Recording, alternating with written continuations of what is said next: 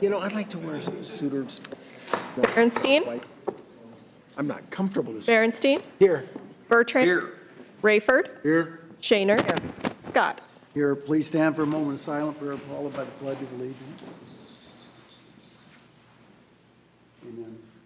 I pledge allegiance to the flag of the United States of America and to the republic for which it stands, one nation, under God, indivisible, with liberty and justice for all. The consent agenda today is items 2 through 10D. You can consider them to pass unanimously unless a separate roll call vote is requested by a council member. If you want to speak on any item of those items, please come up as I read them. If you want to speak on an item not on the agenda, please come up under citizen concerns. Remember to always state your name for the record. I'll move the consent agenda. Second.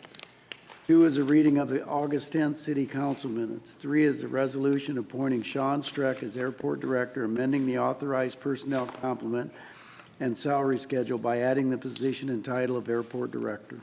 Just a quick question.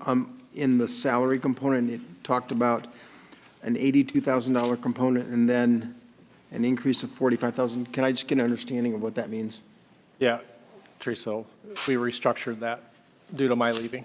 What's that? We restructured that due to my leaving. Yep, Teresa Fitch, Assistant City Manager. So the immediate impact is a negative like 82,000 or whatever you see in that.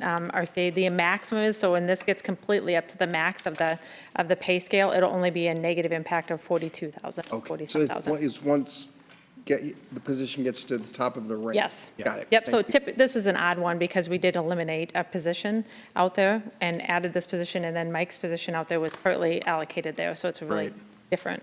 And you saw when we brought the transit restructuring, that had an addition, so they really offset each other, but they were in two different funds, so we treated different separately. So, Because those were the other responsibilities that Mike had Yes. as he was. yep, so they were kind of intermingled, so, Got it. Thank you. thanks. All right, Mayor and Council, I'd like to introduce Mr. Sean Streck. If you want to come up, Sean, introduce yourself. Sean is a colonel out at the 185th for 30-plus years, soon to be a civilian next month, I believe. So maybe just a little bit about you and we'll let you go. Looks like you're already wearing the civilian uniform, so you're in good shape. I do have to pick out my clothes in the morning now. It's going to be a challenge. So good afternoon, everybody. My name is Sean Streck, as mentioned. I've been out the West, so originally from Schleswig, Iowa, just to kind of go back in my own history. Enlisted in 1992, was recruited by Denny Swanstrom and Denny Menifee to come up a long time ago, take care of the Air Wing's finances. Spent 10 years, full decade with the airplanes, going all over the world, been on a lot of different airfields. In the last 5 years, I really have put my energy into the Siouxland Nexus project, the ramp, the runway, all the projects that go with it. Very versed in security, versed in emergency management, and just want to say absolutely thank you for the opportunity. And big shoes to fill behind Mike, and I look forward to hopefully making you proud. So, Congratulations. Good luck. You'll do good. Thank you. Yeah, I think it's an exciting announcement for us. Your experience at the 185th, your familiarity with the community, you understand the needs that we have and the significance of the 185th, but also the commercial aviation component as well. So congratulations and thanks for being willing to take the job. thank you. Thanks, everybody. All right. Thanks, Sean. 4 actions relating to grants. A is a resolution authorizing the city to partner with the Siouxland Human Investment Partnership and authorizing the execution of a preliminary memorandum of understanding for the West Side Promise grant application. B is a resolution authorizing the police department to accept the BJA Edward Byrne Memorial JAG program funds. C is a resolution approving and accepting the methamphetamine drug hotspots grant from the Iowa Office of Drug Control Policy to assist the police department with mid to high level investigations. E is a resolution approving and accepting the anti-heroin task force grant from the Iowa Office of Drug Control Policy to assist the police department with mid to high level heroin investigations. So just a quick question on 4B, C, and D. Captain, are you here on these? Or the question I've got is, are the grant dollars this year consistent with prior years? And I'm curious about, I was teasing Nicole as she was walking in about the anti-heroin. I was teasing her because as legal department, I was curious whether heroin is still a major issue or Is it simply where the funds are available? Ryan Bertrand, uniform captain. The dollar amounts are relatively consistent. The first grant, the grant in the amount of $30,000 has been something that we end up splitting with the county Right? every year. So give a little jab to those guys and say we do all the work and they get half the money. So, but anyways, that's a friendly jab. But the other amounts are pretty consistent. Yeah, we do still have heroin around. The thrust or the effect of the grant is to try to target mid to high level investigations. This isn't merely an officer comes across it accidentally and submits overtime against the grant. Okay. It's meant for higher level investigations where we might be targeting a supplier or somebody that might be moving some more weight. Great, thank you. Yep. E is a resolution authorizing and approving the submission of a water resource restoration-sponsored project loan amendment application and water resource restoration-sponsored project performance agreement with the Iowa DNR to fund the Pulaski Park Drainage Improvement Project. So are these loan funds or grant funds? Is this a,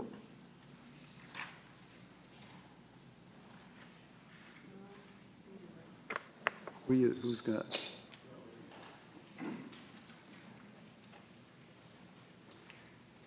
I'm sorry, Airmont is King this Environmental is Services. this a grant or a loan?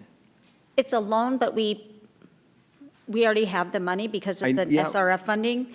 So it's already money that's given to us, but they call it a loan. So does But we Teresa don't put? pay anything back. We don't pay, okay, that's what I wanted to know. I know, it's confusing. Okay, thanks, Sarah. It's one of the forgivable. Is that right? For the SRF funding?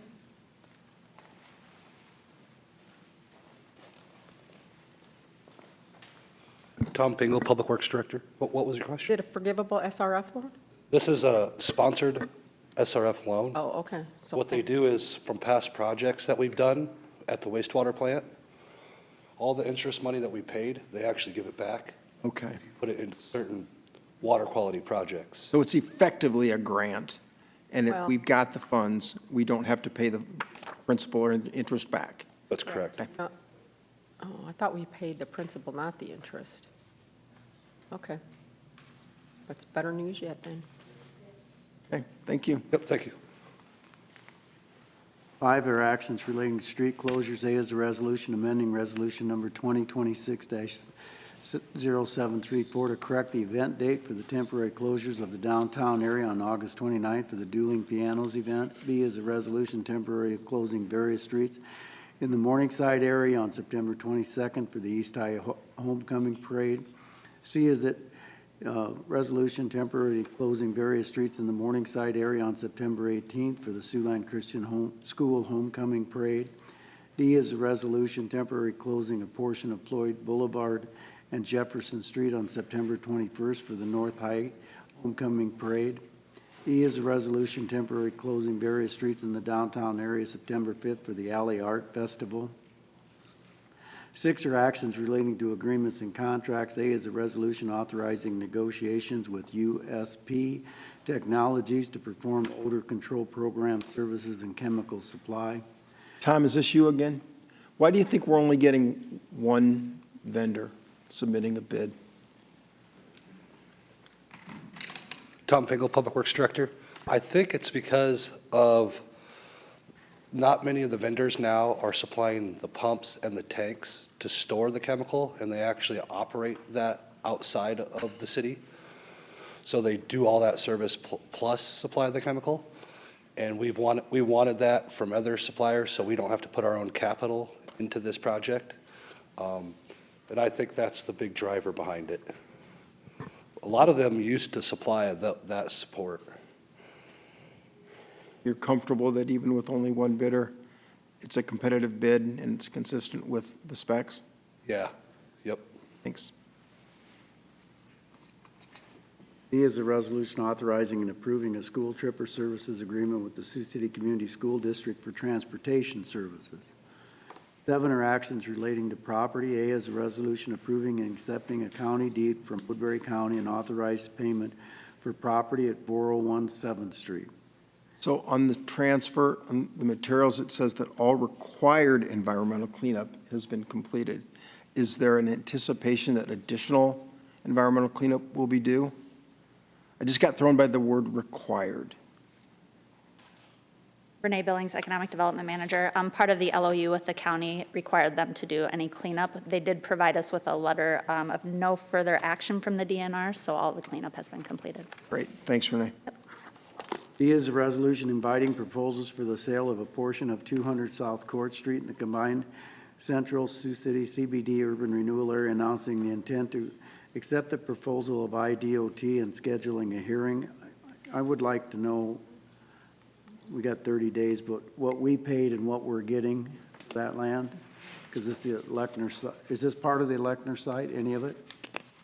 I thought so. That's why I want to make sure that they're not just giving our own money back, that we bought it with the anticipation of making money on the ground. And I'm afraid we're not. I'm afraid we're selling it for what we got in it. We do still own the west side of South Court Street, so we still have land over there. We bought it with the intention of positioning ourselves in the area for when the DOT. We bought it for a lot of reasons. Yep. Anybody else that would have bought ground 2 years ago would have been entitled to an escalated price.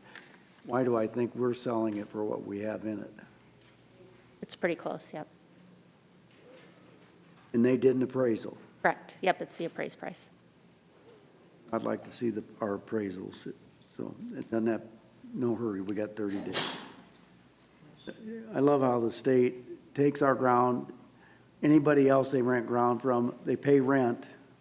They're gonna use a bunch of the old packing house site to store equipment when they build viaduct, I can guarantee you. And when they don't pay us any rent, but if that were anybody else sitting here, they'd get paid rent. Why? I mean, I want to cooperate with the state, but they should be paying the citizens of Sioux City the exact same thing that they pay everybody else, and we don't. Force it. C is a resolution inviting proposals for the granting of a temporary construction easement for a portion of 200 South Court Street in the combined Central Sioux City CBD urban renewal area, announcing the intent to accept the proposal of the DOT and scheduling a hearing. 8 are actions relating to purchasing. A is a resolution awarding a purchase order to CDW Government for the Varonis Data Security and Governance Platform. B is a resolution approving a subscription services agreement with various systems for the Varonis Data Security and Governance Platform. I had a question on that one. You too, go ahead. Hey, John. Hey, John. John Malloy, IT. My question was just, I noticed that there were 10 vendors that had solicited, but we only got the one qualified bid. And so kind of to what Craig had asked earlier, you know, are we comfortable with just the one bidding competitively? Yeah, what just came to my awareness here in the last few minutes, originally when we did a pre-bid, we had one bid, and there was actually 2 bids that Spiro advised me that we did. Yeah, Spiro Bahula is purchasing manager. There's actually 2 bids that were submitted. CDW submitted one, and so did Southern Computer. So did those come in after the RFP? No, they came in before, and I think they just got missed when the RCA was done, so. So your analysis is still to support this proposal? Yep, they are still the low one. So I appreciate Ike asking the question, because I had the same question, but also, Nicole, you've had a chance to review the agreement, including the limited liability language? Yes, and we attempted to make revisions to the format that the contractor, the vendor was offering, and these were the compromise terms that we reached. And while they're not what we would ask for, if in a perfect world, they did make some modifications to them. Okay, thanks. And Varonis is the sole source on item 8B, since it is their agreement. Thank you. Keep moving. C is a resolution amending a purchase order issued to Connor Sports Flooring for the Tyson Event Center basketball flooring. So does this amendment, or does this addition include the cost of the design and artwork for those 2 panels, or will we still have to, are we still responsible for the artwork? Jessica Johnson, City Manager's Office. Yes, this includes everything. This will be the logos on those 2 change-out panels, and we'll use those for the tournaments. When we're not in the tournaments, then those 2 panels will just be plain court floor. Thanks, Jessica. 9 are applications for alcohol license, 10 boards, commission, and committee minutes. That concludes the consent agenda. We'll vote electronically. Yes.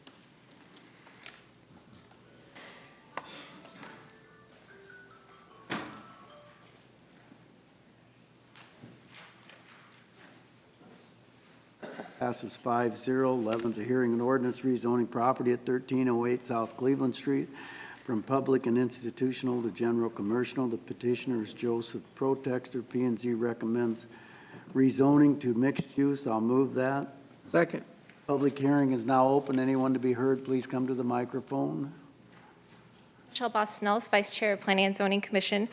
For this item, we did recommend mixed use because the application was for general commercial, but we are concerned about kind of some of the uses that could happen under general commercial, later if the property's sold.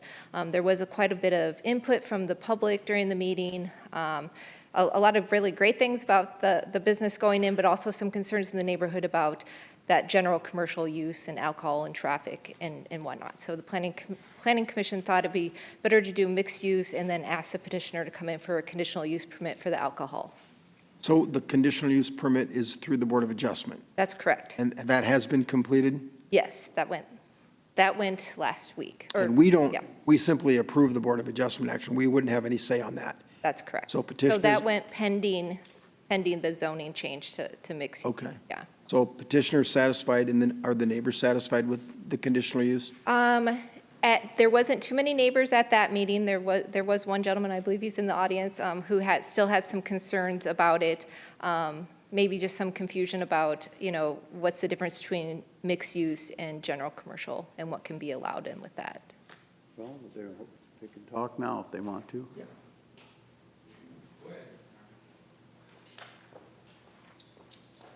Good afternoon. My name is Joe Protexter. I'm the owner of Sioux Golf Lessons. I'm in the process of trying to purchase this piece of real estate so that I can move my business to a more permanent location. The conditional permit use, that was just part of me trying to get the ability to serve my patrons beer and wine. And, I had worked with the Board of Adjustments and the Planning and Zoning to kind of come up with a solution that works best for everybody. So that's why we had moved over to that mixed use zoning, just because that allows me to be able to still run my business. But then if I ever did move away from that location, the next person coming in would have to also go through that process, to make sure that it meets the regulations. But truthfully speaking, I don't think I'm going to be moving anytime soon again.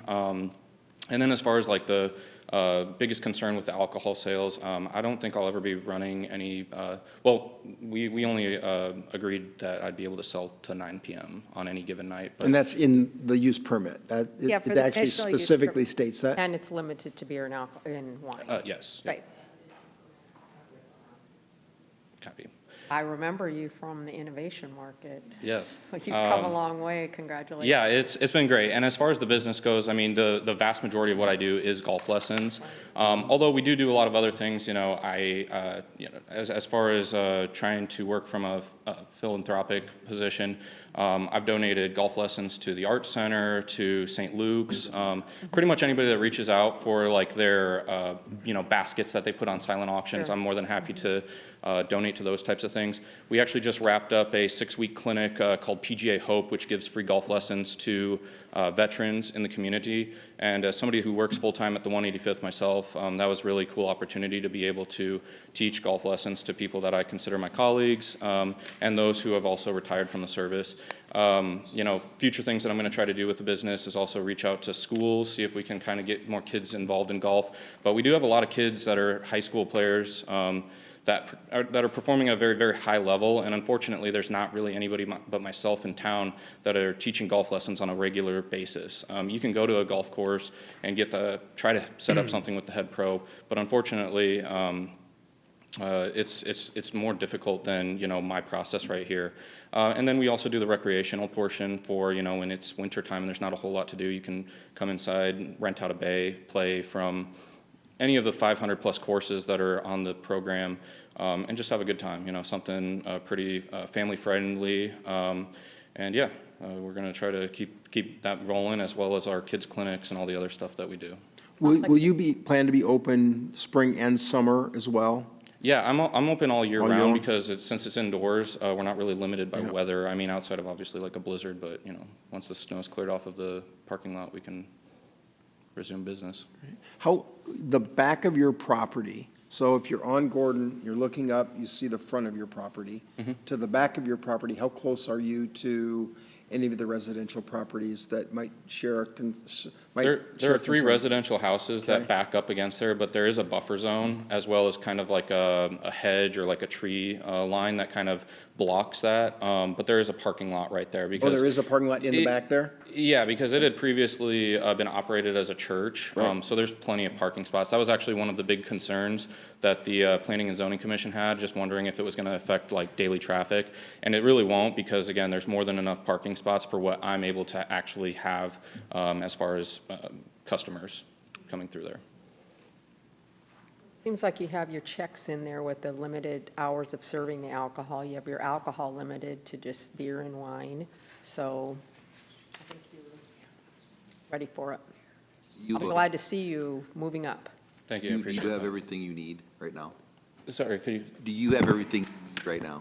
As far as like equipment and all that? No, just from from the permitting, is anything holding you up? No, we had our inspections done. The roof is starting to age, but they said that there's a couple of years of life left in it. We're probably going to replace that here in the next year or two. But outside of that, everything came back. You're not getting any resistance? No. City's been good to work with? Yeah. Okay, that's what I want to know. Thanks. Yes, sir. Good luck. Thank you. Spend some money. Thank you. Thanks, Joe. All righty, thank you.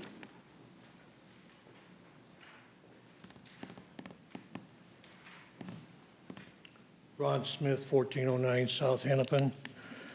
I have some concerns about changing this from PI to GC.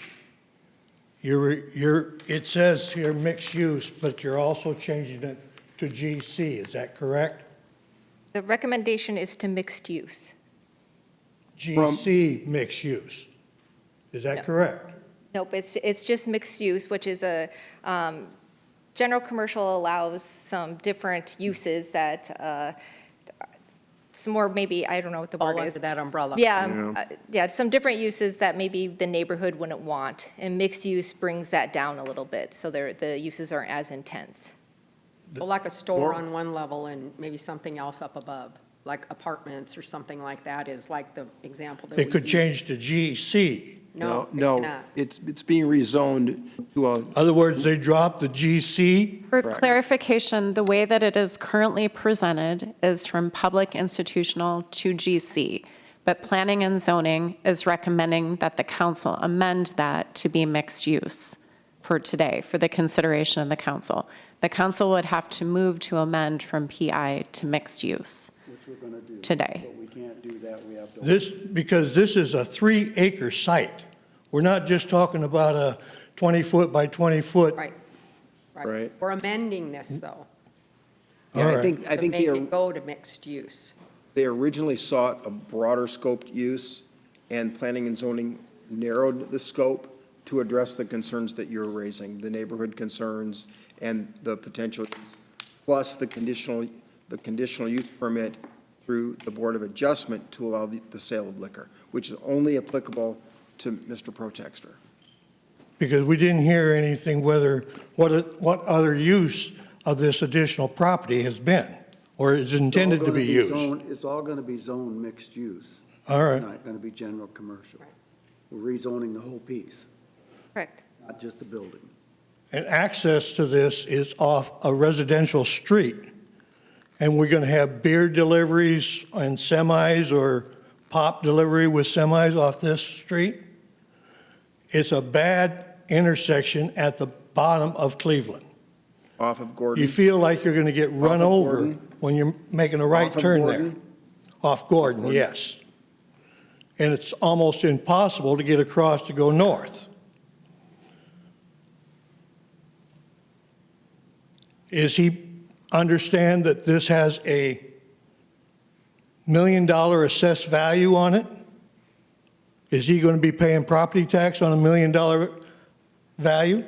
He'll have the right to petition to lower that based upon his purchase price, like any other buyer of a piece of property that's overvalued. There was no reason anybody to fight the evaluation. When it's nonprofit, you don't pay taxes, so nobody ever, I don't understand why they never fight it, but nobody ever does. So he's going to pay taxes on that for at least a year until he can go and petition to fight that.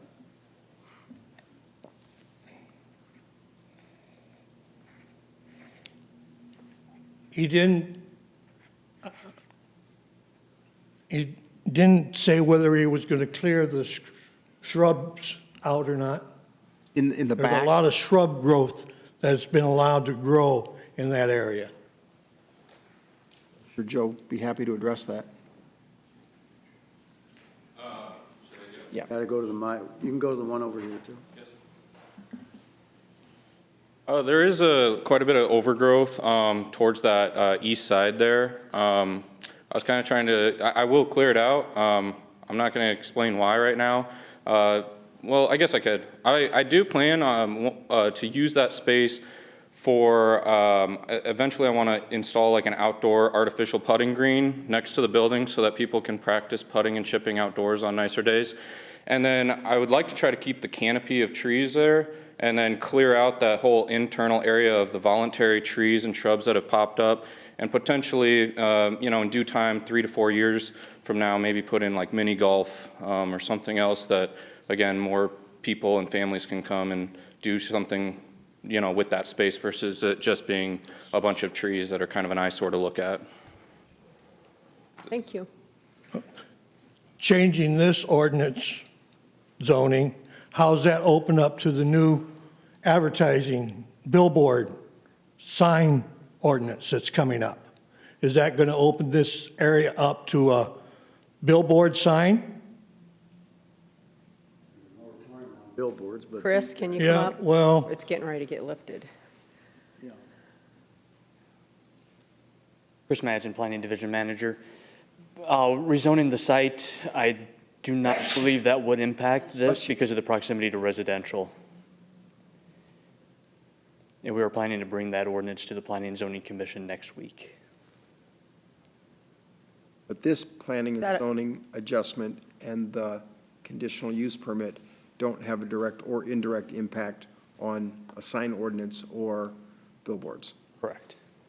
In other words, there will not be a huge billboard in that property against that bank? I'd have to look at all the dimensions of the site, but I believe because of the proximity of residential and that Gordon Drive is a state highway, that it would not be Well, and allowed on that property. Maybe we need to make sure we're using the same terminology. When you say billboard, do you mean whether Joe's going to be able to have an on-premise sign for his business versus a third-party billboard from Lamar that wants to rent space from Joe's property? Because those are two different issues. Are you wondering whether he's going to have an on-premise sign, or are you worried whether he's going to lease part of his space to a billboard company to put on a big billboard? I'm worried about the big electronic sign that just went up on Gordon Drive. Are they going to put a couple of those in that area? No, that won't qualify for it. It's too close to a residential district. It has to be, is it 1,000 feet of 100? Yeah, it's got to be 1,000 feet away from a residential district to put a big. There's a building. house behind the one they put up on Gordon Drive. That's a highway and it's different. And that's before they redid the Right. sign ordinance. Right. That's why we're redoing. That's why we have a moratorium, is because we want to get a handle on Address some of that. So, The petitioner is not the owner of the property. Are you aware of that? That happens all the That's time. not unusual. By it, subject to rezoning, that happens here all the time. And we haven't heard from the owners. The owners have to give them permission to do that, but that's not something that's very uncommon. That happens nobody buys a piece of property that's not zoned without being able to do that through the purchase process. So this is not uncommon at all. In my mind, I had seen 3 church properties in the Morningside area, a couple on Prospect, Pollock Hill. Those zonings were just changed to neighborhood. Why should this be changed any different? There's also one south of Joy School. It was converted to a residence. Why should this piece of property receive any greater zoning change than those did. Well, one way I'm looking at it is you've already got commercial in that neighborhood. You've got commercial all around this particular piece of property. All of the Not commercial- very far away, right across the street from his property there's commercial, so I don't see that this is. There's at least a mile and a half of non-commercial property on the south side of Gordon Drive in But that we're- area. We're changing this to mixed use. Everything's sir. across the road. Right. No, but- you've got chiropractors and accounting offices right. That's a neighborhood zoning, though. Understand that, but you've got commercial in the area is what I'm saying, and it's a transition is all. I don't see that this mixed use for what he's doing is a huge transition from what's right down within a block or across the street from from this property. It's not like putting a manufacturing in, it's not like putting a strip mall in. It's a pretty low dense deal. It's never going to sell as a church again, so I don't know what else you do with a property like that. Let it continue to deteriorate, because that's what happened before the Lutheran services went in. That property was continuing to depreciate in value. Other churches have changed denominations. That's who they sell it to. And this one wants to sell it to this guy. I mean, the council can't control I mean, that. Lutheran Social Services had to have more people coming and going when they were there than this guy's going to have. You got to admit, they were bringing people in all the time as they transitioned on that immigration program that they were running. Thank you for your time. Thank you. Thanks for coming in. Great questions. Anyone else? Hi, my name is Walter Campbell. I have an active threat in my home right now. Okay, hold on. We're not on that topic right now. We're going to finish this one, okay? Okay. We'll call you up at the end. Thank you. Thank you. I move to amend the petition to rezoning to mixed use. Second. Bertrand. Aye. Rayford. Aye. Shaner. Aye. Scott. Aye. Berenstein. Aye. Hearing's now closed. How are we voting on the regular? Electronic.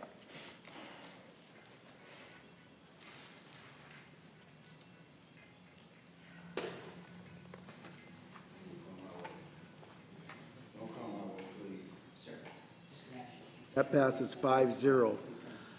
Anybody opposed to waiving the statutory rule? No. I'll move second, third. Second. Or I'll move to waive the rules. Second. Rayford. Aye. Shaner. Aye. Scott. Berenstein. Aye. Bertrand. Aye. Second. Shaner. Aye. Scott. Berenstein. Aye. Bertrand. Aye. Rayford. Aye. 12 is a hearing and ordinance rezoning property at 1700 and 1704 Jackson Street from neighborhood conservation to urban residential. The petitioners Dalton, Hanson, p and Z recommends approval. I'll move that. Second. Hearing's now open.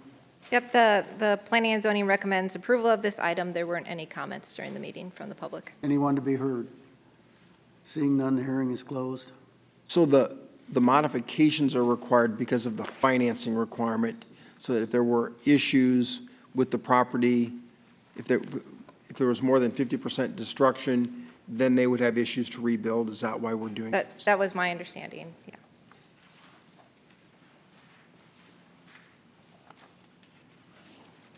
Oh, here comes Chris.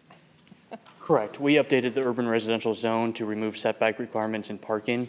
In the situation where buildings like this Like were we to be did the red Ida. tagged, that they could rezone to meet code. Right. In this case, it's just preemptive.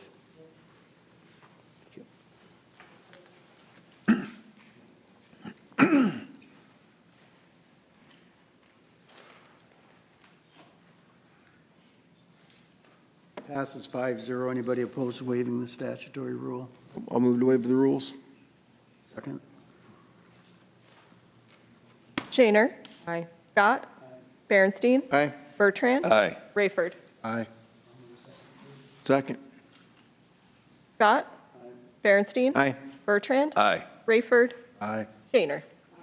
13 is a hearing and ordinance rezoning property at 1102 1114, 1118, 1122 Grandview Boulevard from neighborhood conservation to public and institutional. The petitioners Bishop, Heelan Catholic Schools. P&Z recommends approval. I'll move. Second. Hearing's now open. Yep. Be heard. Just that Planning and Zoning recommended approval. There weren't any comments from the public during the meeting.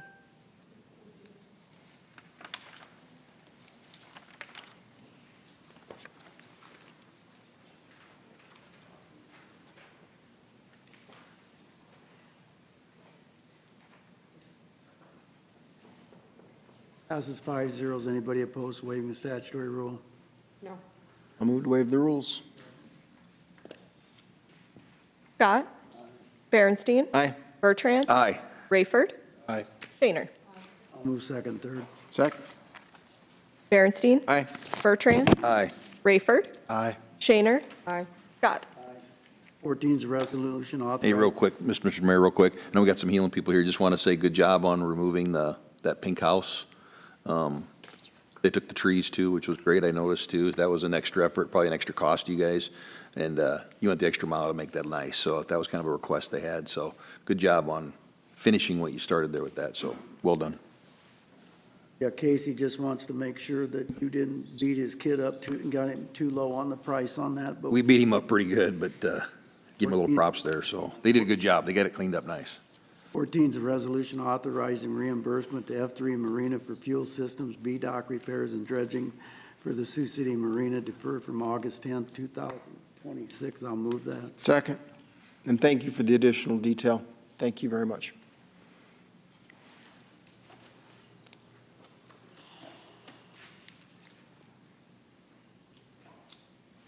Citizen concerns, the gentleman that wanted to talk.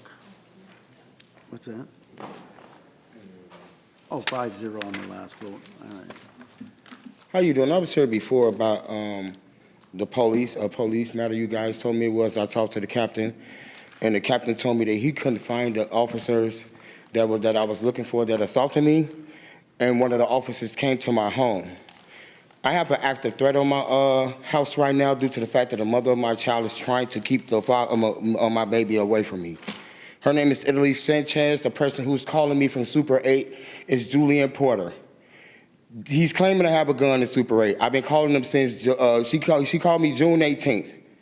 I've been calling him since July 16th because I contacted him back and told him I'm not worried about the gun. She has told him all numerous stuff. I've contacted the police. I went to the police Friday, and they told me, well, hold on. I sat there 40 minutes, and then they handed me a card. This man just threatened my home yesterday, talking about he's gonna bring over 100 people to my house. I have all the text messages right here. Everything that needs to be handled is right here. She already had my baby. I just seen her driving down the street towards the hospital. I'm already in, she had my baby. I got an officer that's stopping me for no apparent reason at all. I'm in your town to work. I am from Illinois. I got arrested in 2023.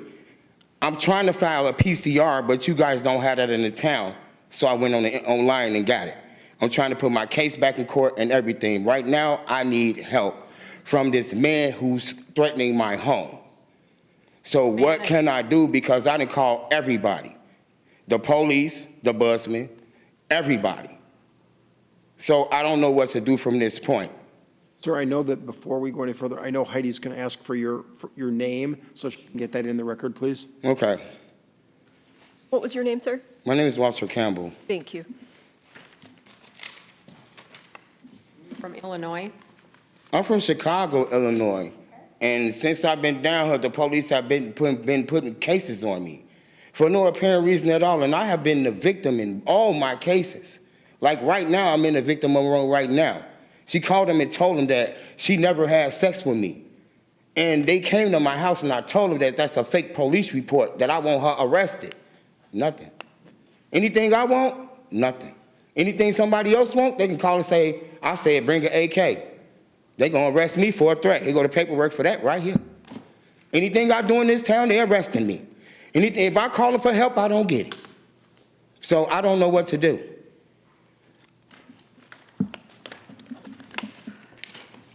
Right now, I'm asking for B. Smith to be relieved from this case, so I can find out if the mother, I am not a bodily harm or threat to her. I am trying to get my child. I don't know what this woman is trying to do with my child, because she said in my home that when she had this baby, she gonna get this baby to her mama and she gonna be gone. I don't know if it's for an adoption or none of that.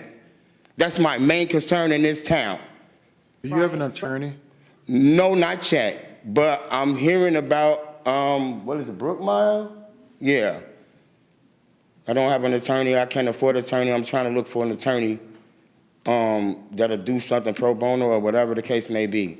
Brian, the custody questions and paternity and all of that, those are civil matters? Is that right? That the Typically, police yes. can't Typically- handle that? Typically, there might be a criminal element. Mr. Campbell, I've got an officer heading this way, so I'll be here, he'll be here. We can give you some one-on-one assistance if you like.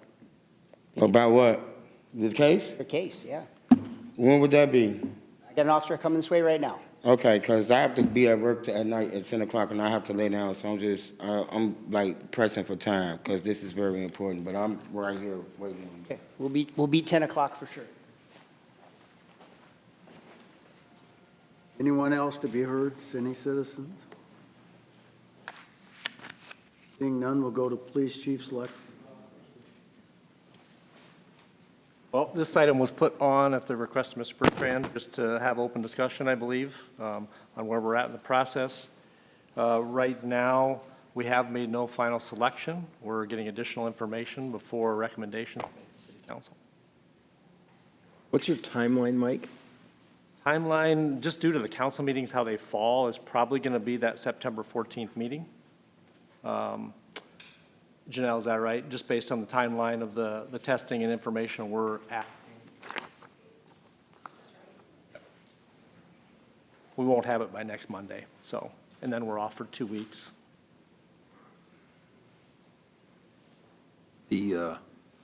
What's the process if we hit the reset button? Do you know?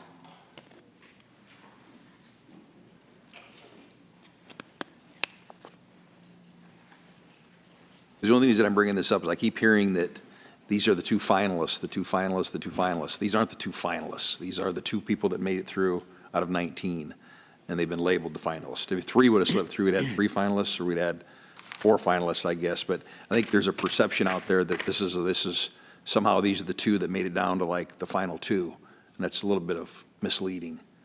Janelle Bertrand, Human Resources Director. There were 4 names that made the civil service list. Yeah. There were 4 people that passed the exam. So, and 2 of them withdrew, and now we have 2 that are finalists based on the civil service exam. So we can either go back to the applicant pool that we have. We could reopen the application process. We could continue with an interim and wait. If we were to reset, what time of timeline would it take to reset? What do you mean by reset? Start over? With recruitment open, Yeah, it because wide open? no, I was wrong last time I was in this chamber about the rules. We already did suspend the rules. Mary, you were right. We suspended them from the perspective of we don't have to leave them on the list, right? That's correct. They So- have a waiver. So as soon as they're gone, they're off of the list from a civil service standpoint. We don't have, they're done. Right, they're So on the, now, so we're clean. What I'm saying is that what we have done is open the door for a clean reset, restart. right. You're not married to the length of time that an eligibility list would have been in place because they have the waiver. So to reopen the process, that would be something that the city manager and I would have to determine. Looking at the process that we did this last time, and even, I believe, when we hired Chief Mueller, we posted for 30 days. And then you have to, depending where the people are from, if they're from out of state, you've got to allow for them to travel in. You have to go through the civil service exam process again. They have to pass. And then once they get the list, then there's the eligibility, or the interview process that has to be done.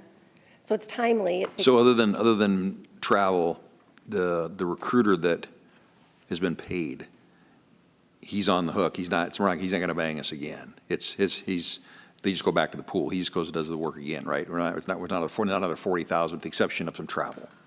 I'd have to look at the contract. I'm not I think sure that's how it was when I got Yeah. here. I remember that was the way it was on somebody else that got That would hired. be normal. Normal, so. It's normal, It's not but like that, so if we restart, we're not Yep. repaying this person to do the process again, with the exception of some travel. I would say that's normally how it's done, but I want to refer to the contract just to, so I don't misspeak. Okay. I mean, so we all had our time with them, and again, I just want to be, I think that with speaking, not, again, I'm one person, just want to make that real clear. I'm not speaking for anybody else. But it was really apparent, I think, a consensus that one was not a fit, and the other one was. And the other one comes with tremendous baggage. And I think it, from a community standpoint, on his own doing, is going to be a political nightmare, a PR nightmare if we proceed with this person. I think the community is aware of that. I'm asking, why are we putting ourselves in this situation as a council or as a community? When, again, this is not a finalist. This is what was spit out the other end of a process. We can do better. Only reason I'm asking this now is because I want to make sure that the public is aware that we can reset this very easily and restart this thing and show the patience to bring in. I think this process has been really healthy because it also gives a little bit of insight to prospective candidates that are out there, that maybe now they have a little bit more insight of maybe what we're looking for and what the community is looking for. And again, not speaking for anyone else, but what was presented to us is not where this community is at. And I can tell you that from the feedback I've gotten from the community. So, and again, I also want to reiterate, this is the only opportunity that we get to speak. We don't get to sit behind closed doors and hash this out as a council. And I just don't want a situation where on the 14th we're presented an up or down, and it's just bang bang and this thing's over. So the discussion needs to be happening now in the public. I think the public wants to see a reset. I do. Let's see some more. Would it be possible, to kind of walk the public through the process of the civil service basically from application to civil service certification, the finalist selection to appointment, right? And specifically, identifying where the council's legal authority begins and ends as it relates to. When are they introduced to us? Sure. Not from the get-go. Right, you are stealing my thunder for next week. I'm sorry. That's okay. So typically, the council hasn't been involved in the time that I've been here for interviewing. They are presented like they were today with Mr. Streck, the airport director, usually staff, interviews, recruits, and then makes a recommendation to the city council. And in this process, we had multiple panels, I believe we were extremely transparent. We posted for 30 days externally. We had 19 applicants. We had a civil service examination, which is required by Iowa law, Chapter 400. The waiver does not water down the minimum qualifications by any means. The only thing the waiver does, it allows management to not be chained to the eligibility list for a year or 2 years. It depends on the job title for how long those eligibility lists are good for. So in this process, Which means, not to interrupt you, but which means you still have to go through the process. That's right. Of all the things that you would do as a civil servant to that point. But it becomes, once you have a finalist or 2 or 3 or whatever, that hiring manager can then make that selection and not be stuck to the 3 people. Right. After all of the people go through the civil service testing, if they're covered by civil service, they go what's on an eligibility list, and that's certified by the Civil Service Commission. If departments have a Chapter 400 waiver, those names that pass the examinations, the civil service examinations, are placed on a qualified applicant list, and that does not be certified by the commission. That goes directly to the hiring manager, who then can interview people. I've made the requirement for those departments that have a waiver, they have to interview and talk to everybody on the list at some point. They can't just pencil whip it and say no. They've gone through training classes on interviewing, they have to have talked to everyone and then make notes as to why they don't want to hire every name on the list and reopen. And I think one of the more salient points, and it goes to, I think, Rick's earlier commentary, I think is where tremendous baggage.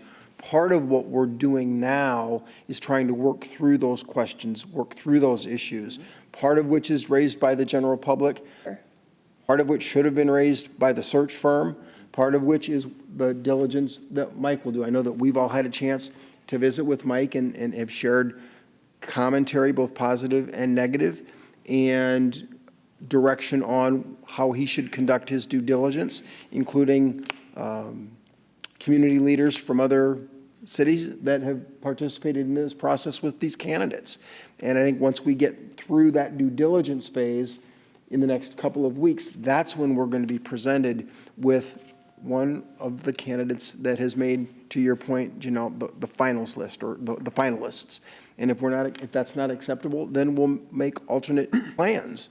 But this is simply giving us a runway to better understand, do our due diligence, and get to a point where Mike can make a recommendation one way or the other. And correct me, even if there's 10 applicants that make the list, we're not going to interview 10 individuals necessarily either. We're still going to be a section criteria of an interview process.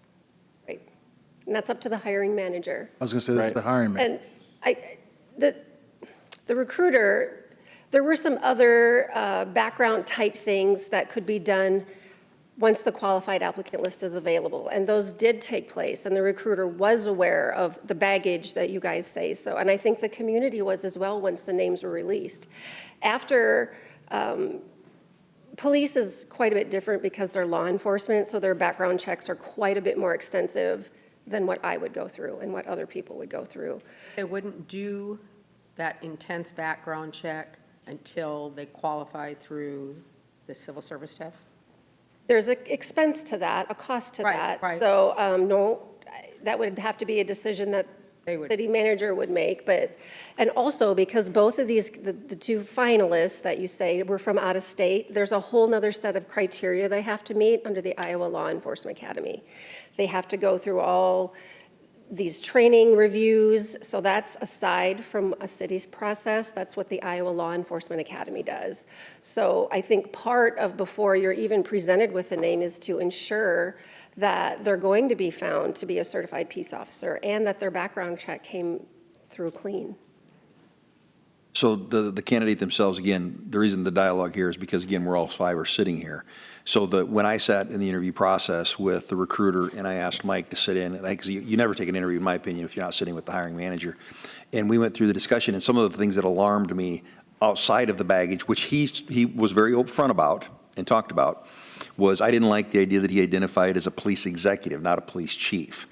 And from this community this size, the alarms went off there. He seemed very top heavy on his hand, meaning like not a cop's cop, more of an administrator on how we needed permanent positions and stuff that maybe this community, there's a reason why we don't have them that way. So that there was just those type of flags that continue to come up there. And then he kind of flopped on me when we started talking about community managing. So it was just a lot of inconsistencies. And then when I challenged him on how many finalists that he had made, how many finals, and there was more than on one hand. So to me, it seems like I just don't want this community in a situation that we're settling. And I don't know what anybody else's experiences were, but those were mine. And if it was me in the private sector, I would just start over. Both these guys are just not what we're looking for. We had lots of interview panels. We had a department head panel, a Sioux City Police Officers Association panel. The candidates went over to the police headquarters and spent time with the staff over there, as well as a community event. And the feedback that we got from those 4 panels was in favor of the one candidate. Yeah, but I can tell you they didn't ask the questions that I asked. When I started asking about blue team, started asking how that's used, and really dug into morale, what's going on in our local community, and it seemed like a guy that's interviewed a lot. That to me seemed like a guy that's interviewed a lot and looking for a job. And again, I'm one vote, but I just know that we're going to end up with a situation that we're all going to sit here and we're going to slap the gavel and it's going to be vote time. And if we're going to air it out, it's time to air it out now. And it's not a reflection on you. The process is working.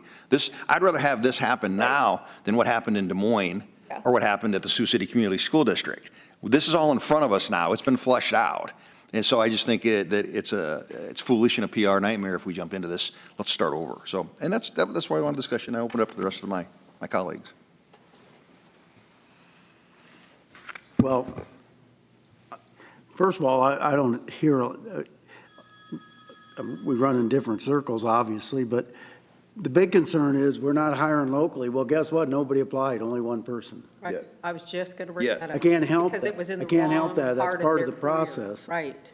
So people can be mad that we go outside our department, but quite frankly, let me tell you, I think that's healthy once in a while. I don't think you always have internal candidates that are ready at that particular time, or they're on the other side ready to retire. So I don't know how you overcome those, and this will get me in trouble with everybody, but the drop program, when it comes to recruiting upper management's the worst thing that could happen because you've got a defined date of retirement. So that limits your field, especially somebody that's made that rank. They've already gotten to the point where they know when their retirement date is. To me, the local chief thing is something we can't overcome as a council, number one. Number two, I'm going to put a lot of emphasis when I vote, and I don't know who you're recommending, on what the citizen group and the police union say, because they're going to interact with that chief more than I am. I don't interact with the chief of police very often other than this meeting mostly, so that's important to me. So I don't know how you change the process, and I don't know if it gets any better if you wait. So, and I don't want to do personnel matters. I didn't get elected to do personnel matters. That's what city managers are. They make recommendations. I can vote yes or no, but I don't want to get into me sitting on an interview process, because I had my chance to talk to both of them. I expressed my concerns, and I expressed what I think this But I also don't want to be in a community's closed, but I looking- also don't want to be in a closed session 2 years down the road, and we're talking about how much we're going to settle for this issue. We're not how much we had to We have settle on some of this that issue. in every department That's what right I'm now. saying. I'm Well, just I saying mean- is that Right. if you can get in front of that, Anybody who with gets obvious flags that are going off, if you can get in front of it now, why wouldn't you get in front of it now versus 2 years from now we're in a closed session saying, well, what do we settle If you can for? tell me the next guy that, All right. or gal that comes across, the next one, isn't going to get us in that trouble, again, I'm waiting for Mike's recommendation. That's where I'm at. And I don't know who that's going to be, and it's not important for me to know that. So, and then I'll decide how I'm going to vote. Janelle, I really look forward to your civil service presentation.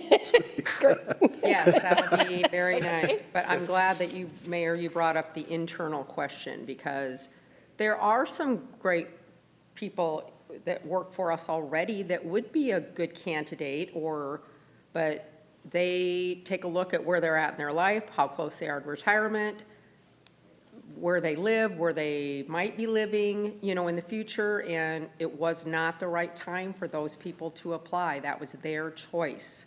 You have to hold at least the rank of a lieutenant. Right. For a certain amount of years. I don't remember off the top of my head.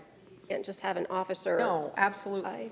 Jump up, absolutely. But it's just where you're at in your career, what's happening. You might know a lot of nice officers, but they're not there yet.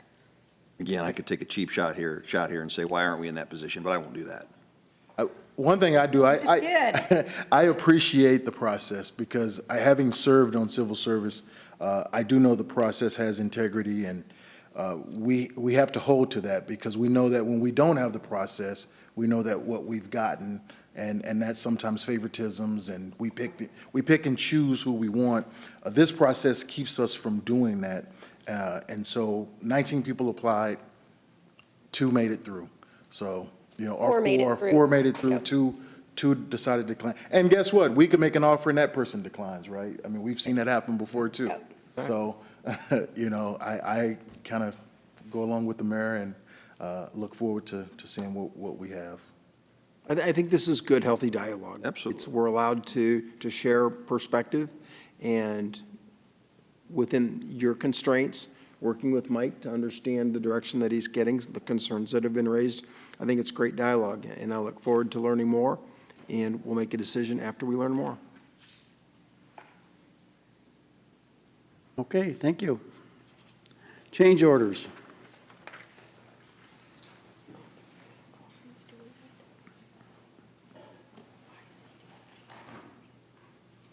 Gordon, don't take a deep breath, smile. Hero, are you coming up too? Gordon Fair, City Engineer. It was asked to provide some kind of explanation for change orders and how we go about them, why they come around, so forth. Change orders, obviously, is a change in the contract for up to 10% of the original contract amount.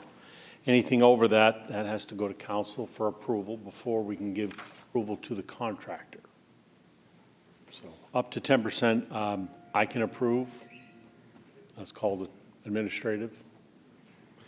And there's really 3 different reasons. Gordon, can I just correct you? And it's not just Gordon, the project manager. It might not always be engineering. Right, that is correct. Yeah, sometimes they're just minor ones, like time, when the contractor can start. Their contractor per the contract has to start at a certain time. And for early start date or a late start date, sometimes it's mutually agreed, oh, yep, you can move it another day or 2, one way or the other. Because sometimes they like to go early, sometimes they like to go late. 3 reasons. Number 1 is obvious, the mistakes, errors and omissions. Those things are, well, we try to avoid them as much as possible, but they do happen. 2, unforeseen conditions. The dirt's not invisible, so we can't see what's put down there. We've come across old foundations. We come across rails that we didn't know, old streetcar rails. Those cost extra to remove. Majority of the time, though, it's soil conditions. We'll have some unfortunate soil conditions, even though we do soils reports. I've had soil reports done on some projects. I even had 2 done on one project, and it still ended up being not what those 2 companies said. So these things happen. Abandoned utilities, that's another example. Across some old abandoned utilities, some ours, some are not. So that's why we don't have any record of them. Third reason is the good one. It's good for the taxpayers. We want to have a little bit extra paving right here, so we asked for that. The water main extended just a little bit further because now that we see something's going on, we're going to do that. Those sort of things. Extra paving's a big one. For example, Cedar Avenue water main, that's going on right now. And I'll tell you this one's going to come before you because it'll have a lot of street paving extra to be done because the contractor's finding huge voids under the road. And they're continuing outside his zone, so. I was just up there. It is a mess up there. It is a mess, yes. So in those situations, we don't want to just ignore it. Well, while we're here, let's have that contractor fix it, if he's willing to. Now, granted, if a contractor's not willing to, we're not going to force him to. I mean, for those extra things. Now, if it's directly project related, then yes. Other ones, we just had one the other day before you where we had a manhole rehab that ended up being an oval one. It couldn't be rehabbed, so we removed it from that contract. That'll be a change order. And another one, we're going to put it on the replacement manhole project, which is a different contract, so he'll have a change. So there'll be 2 related to that one manhole. One removal, one giving it to him. Sometimes we'll have. I got a question on that, though. If it's a replacement manhole, do we not bother to pull the manhole covers and look at every one? Yes. No, we do. We absolutely do. And this one, didn't notice it was oval. I guess that would fall under the mistakes, errors, and omissions, where we looked at it, we opened it up, and we said, oh, we just measured the distances to the inlets and outlets into that manhole, which we did. Didn't notice that it was oblong. And it wasn't quite as obvious as you might think it would be. So that's one.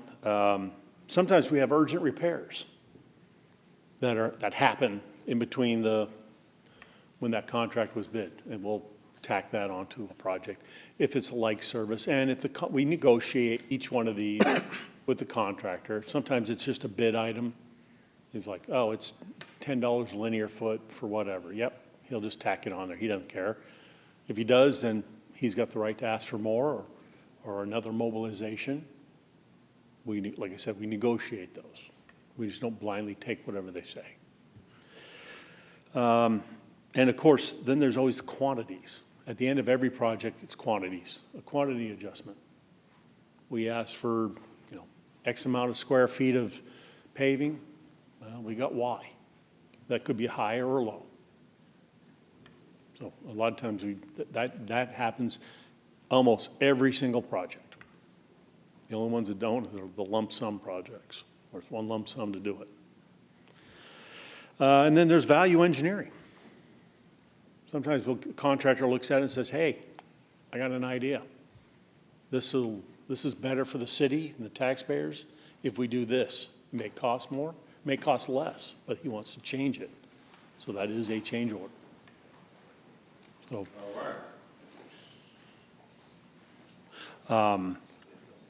that's about it for change orders. Amendments to engineering contracts are a different story. Usually because we're changing something. We'll change something and say, hey, you know what, the project, they start the design and then they'll say, hey, this isn't going to work. We have to change it to this, and we have to change the contract. So we'll do an amendment to it. And all of those go to council for approval. So, Gordon, what you just described, they're changing a design after we've reviewed plans and specs, and the changes made after that? No, this is while it's in design. It's got nothing, the construction contract hasn't been awarded yet, or even gone out to bid. So when would the change order? This is not a change, it's an amendment for engineering. Okay.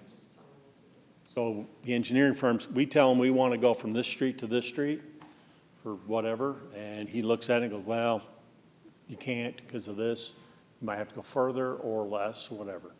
So he deserves a change order, an amendment. Amendment to that contract. His contract, yes, his or hers, whatever. So, I don't know if I covered everything. You? I just add the 10% rule is 10% of the total contract. So, for example, $1 million contract, once your change orders are over $100,000, then you have to go to council. And that's construction contracts. That's Construction. just purchase contract. Right. Construction only. I've had some projects in my past, my previous life, where we had a big project and we knew we were going to have some unknowns. So we actually got pre-approval from the council to do a 25% change order administratively. And then after that, it had to go to council for each one. That was a huge project, $30 million one, where, like I said, there's a lot of unknowns that we knew we were going to have, and we used all of it. Kind of like what happened down with the force. The force main, that's an emergency one though, so It those is an are, emergency one, but we had our estimate, and then we did have a change order, but when they saw all that dip, we had all those holes, yes. they had to do it. I mean, this next one on the Bridgeport one, that one's going to be even worse. That's going to be a lot worse. but So we it- couldn't leave it with all those little No, holes you and all can't leave. that. There's no way. Contractor's there, we got to fix it, we got to clean it. Yep. Plus I'm glad they discovered it. the cleanup area on that one was Alan. migrated, way bigger than during the original estimate. But I am glad that they found it, Oh, yeah. because if they left that, didn't investigate it, we'd have another spill down the road, you know it. You know, and thank you for presenting this, because I definitely was the one that asked, for, just so that, our citizens understand why we do change orders. Obviously, we know in construction that's going to happen. And counter to what the mayor said earlier, my job isn't to micromanage what you do and those things, but just looking for those patterns and trying to understand when I see them come up and up and up, understanding, when, why, where, and even in an emergency situation, my mind says, well, if it's an emergency and we say that it's going to cost this, how does it go to the point where it's even more than 10%? And I've seen some where I think one was about 40%, Oh, for the right. emergencies? Yeah. Right. Emergencies they're just that. We don't know what. You just don't We don't know know, what right. we don't know. And it absolutely makes sense. So, yeah, you know, I'm going to always look at those patterns and see and ask those questions, but I do appreciate you taking the time. And I know we've talked, and so you've given me some good, you know. Any other questions? Downtown recycling containers and modifications to the Citizens Convenience Center.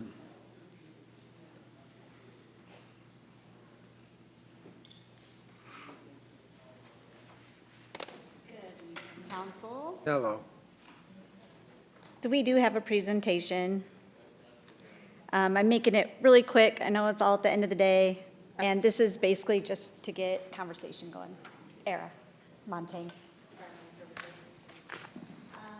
We basically just want to get council to provide some direction for us. We've been working on getting C&D out at the CCC and making that a transfer station. C&D being commercial and demolition material for the contractors. So Era, let's back up real quick, set the stage. Why we're having this is because we want to talk about the cardboard. We want to talk about Cardboard, about the containers downtown area and a strategy moving forward on that. And then we also want to talk about the 28th Street and then talk about the dump trailers, commercial. Yep. And modernizing that facility to actually work for the citizens. So just want to set the table why we're doing this. Yep. We're good. Okay. So our current situation out there is we can't accept the dump trailers. The weight, as it drops off, it breaks the infrastructure. We did find out trying to back in trailers, if they have the flared wheels, they won't reach or they won't fit in the space. There's no tipping floors, so we can't dump debris on the ground. It has to go into the trailers. The trailers are too tall for the garage doors right now. So there's just a lot of problems with that infrastructure that's out there right now. So we've been going through this, and Julie knows, she's been part of this for like, what, a year and a half, 2 years? Going back and forth, trying to decide how we can update this facility with minimal budget. So option one we went through is modifying the existing CCC building, which has like the solid waste. There's still another building for recycling. This is just solid waste. Like I said, we'd have to remove the current garage door structure, so we'd have to go in there and really do some major repair in order to install just 2 bigger doors that we could fit the trailers into. They would also be taller so that we could use the longer trailers would be able to tip up. And then we would have to do a leachate collection system in the floor so that any of the compaction trucks that would go in there, which we don't really accept compaction trucks, but DNR says you have to have this leachate control system. It's just part of the transfer station permit. So in order to do all of the work, we're looking at about $145,000 to modify the current building to get it just bare minimum to get trailers in there. That'll be some work on the tipping floor. That'll be putting the drain in, so to satisfy DNR. Yep. It'll be cutting the posts out in between the 8-foot doors or 10 or whatever they are. Yep. Making 2 big doors, putting new headers across there. Correct. So it's stable. And then our private contractors with their trailers will be able to drive down in, back up, dump. Correct. And they would be able to dump on the ground. Takes away the weight restriction issue they had with Yes. the dump trailers, so now they can dump onto the ground, they can load their own They have trailers. Back in, they can Yeah, use their. yes. Yep, and then they roll out as it's tipped up, and then we Right. use our machinery to then pick it up and place it in the trailers to transfer it. Yes, yes. and we'll So this is the transfer- Band-Aid fix. This is a Band-Aid fix. Well, and it may work just fine for what's out there. We know that there's an outcry that people want to dump out there. The contractors want to be able to use that. We just don't know to what extent either. So we're kind of. And we're not going to have people from out of town. We're not going to solicit that. Correct. So we're looking at right around $150,000 for option one. Option two would be building that new building. Construct a separate building specifically designed to receive the C&D materials. The building would include the oversized doors, the leachate collection system, and a dedicated tipping floor. It would be back behind the solid waste building is right here. So we're just kind of placing it behind that building. So you'd still be able to drive around to the back, then they would then tip. So just same size building, just in a different location. So we would still have the solid waste building for residential use for our smaller guys. This one, we're looking at about $500,000, 400 to 500,000. So Gill Hauling, Or how did you come up with the estimated costs? we had a Gill, so with this Tried to put option, this we on kind of Gill. went in to partner with Gill because we didn't have the upfront capital. So Gill had a contractor go out and basically get an estimate for us. We did do the 3 estimates for the option 1 so that we had those in our pocket if we go to that way. We already have some good estimates from contractors. This one, Gill would put forth, they have given us a proposal. They would put up the capital cost, and then they would want to enter into an agreement with us to manage that facility for 10 years, or we could negotiate. But this is where we started at with a contract or with a proposal. About 10 years, they would then have control over that tipping fee, and then they would collect back for that 10 years to pay off the building. So, On the back end of the 10 years? no, for that 10 years. Okay, for the Yeah, 10 they years. basically I thought you were- already yeah, do okay. that. They but- collect for 10 years and Get pay it their off. paid back. Sure. But Yes. we put the sample rates out, and what happened? So we did send out a small survey and asked some of our bigger contractors if they would use it at, I think I said $70 a ton, $75 a ton, $80 a ton. About $75 a ton, they said, no, we're not going to use it. Of course they said no. I know. Of And- course. And we had that discussion that if it's there and it's close, hopefully they're just going to use it. But to be on the safe side, we did do a small survey. One of the other items in the proposal is we would have to meet 5,700 tons of C&D material per contract year, or the city would pay the difference. And I think we set the ton at $80 a ton. But looking at our numbers out there, we did run some numbers with Gill. We should meet that and go above that. Right now, I think we're at 6. We're approaching for this year, almost 7,200. Yeah, so we don't think that would be an issue meeting that amount. So, Already. right, but that is one of the stipulations. So what's the fee today to dump out there? How much? $67 a ton right now. So just a couple options we're looking at to try to get that C&D reinstalled out there. I love the fact, well, you know this. It's been slow going, but Right. it's been hard getting all the information, the working back and forth. Do we have the money? Where can we get the money? How do we build it up? Well, it's So time to make a decision. It does, We're there. yeah. Yeah, that was when I met with them. And That there's was a the lot of biggest thing, players. is they said, it'd be nice if somebody just made a decision. Right. Well, And you we're know there. what, they're not the quickest with getting the proposals. No, Contracts. all good. back. It was a lot of Right. pieces. We've been ready every time they've given it to us. And then So- something else. So let me happened. understand, is a contractor would sooner continue to drive to Jackson, what's a dump fee there? Same price, right? Right, currently it's 63 a ton. It's a little 63 a less, ton but out there. they incur the cost and Right, they don't the have- exposure for the drive. See, there's other options we can do, though. I mean, I like the idea, Mr. Mayor, of, so if my contract, let's maybe leave the tonnage alone or cut it in half, don't go to 80, go to $73. But if you want a dump trailer permit, a sticker for the year on your truck for like $250. And if But they're, Gill's going to run that, not, yeah, that's fine. But I'm saying is that can be part of the payback process on this. I think a one-time sticker, a January to January, or you can run a month floating whenever you pick it up. I don't care what, it's like a license sticker to put on there. I can tell you, of course, they're going to balk, but I can tell you right now, they're going to pay the two, they're going to cost. do, I like $250, and I'm a contractor. And that, but you put it on your truck, and then it allows you to go to that facility, or allows you to dump, do a lift. And for $250 a year, and to not have to drive to Jackson, all that stuff out there, then you still pay tonnage when you. yeah, we still pay tonnage, and then you get 3 flat tires on the way back, because they don't, it's a dirtier I'm site. Here locally. No, here, yeah, but I don't think we need to go to $80. 50 for, that's only 5 tons. No, I'm saying is that a one-time fee, you're paying a one-time allowance sticker. One time. And then don't Annual raise the fee, tipping $250 fee. annual commercial To the 80. sticker that Just you for can. access. For access. So you can dump, you can bring your dump trailers in, you can commercially dump, or a citizen if you want, or a citizen wants, if a citizen wants to bring in dump trailers. If you want, anybody that brings in I would like to call it a dump trailer permit, because you can't take dump trailers now. So if you get a dump trailer permit, that's the guys that clean up the garages, that's Yeah, the I know. houses for sale, all those guys that use dump trailers. Don't have to be commercial, they don't have to be certified commercial guys. You use a dump trailer, you want to get a sticker for $250 for the year, you get access to this new facility, and that helps the pay down. Again, I like, I like user fees. If you're going to use it, you don't want to drive, pay the extra $250. And then I think you can get away from the tonnage, let's bump the tonnage maybe $3 or something like that to offset. But you're not gonna bound it over 80. 500,000 paid off in 10 years. Sure you are. Oh, yeah. Bump.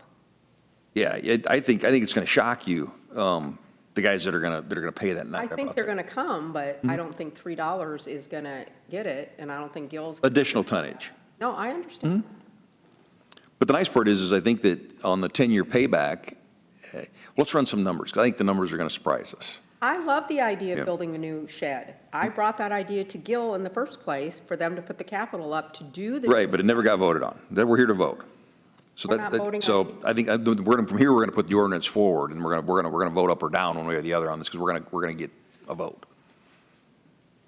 So along with those modifications, we started looking at the issue that we're fighting with downtown. This cures two birds with one stone, yeah. Right. So we figured if we're going to be putting out some capital and doing some improvements, maybe this is a time to look at this situation, because we've been going out, we can dump on Thursday afternoon, and this is Friday morning is what it looks like. It's already full. It's already on the ground. I just had to send Richard out because there was a bucket of what we think was grease, that somebody left a tank of grease sitting outside of it. Let's just pull these. You Yeah. got to pull them. So 78 grand a year is what it costs us annually. 74. 74, sorry, 4,000. And this other for shed done. the, So all you can, 8 so you're talking about your containers. payback on your building, guys. So you're talking about 500,000 on your payback for buildings. You basically, what we're presenting here is you're gonna drop, you got a small unit right now at 28th Street. We moved all of cardboard to 28th Street until the new operator hits town, which he's coming. And then at that point, you're picking up 74 grand. Now take that into 500,000. Your payback. There's solutions here that are not gonna hurt the taxpayer. They're all user fees. And again, you're pushing everybody to 28th Street with the cardboard. Yeah, there's a little bit of adjustment. The out-of-town guys can't dump downtown. Cleans up the city, gets rid of this mess. And So before April of this year, Siouxland Recovery was in Cunningham, down at Cunningham. That's where most of this, I think, came from. When they closed down, we did have an influx of recycling. Before April, these were working great. It was a $10,000 bill for the year. We had 8 containers. We weren't having illegal dumping. There, you might have seen some sticking out, but it was nowhere near what we're seeing right now. And so that So does, that those of us that have dumpsters at our businesses will have those people come start putting them in ours at night, so you don't have to spend the money. they can still sit on the curb. They can put on their curb. and all of our sister cities, I did ask them to, they all do curbside. They don't have Get up every Monday morning with public dumping facilities.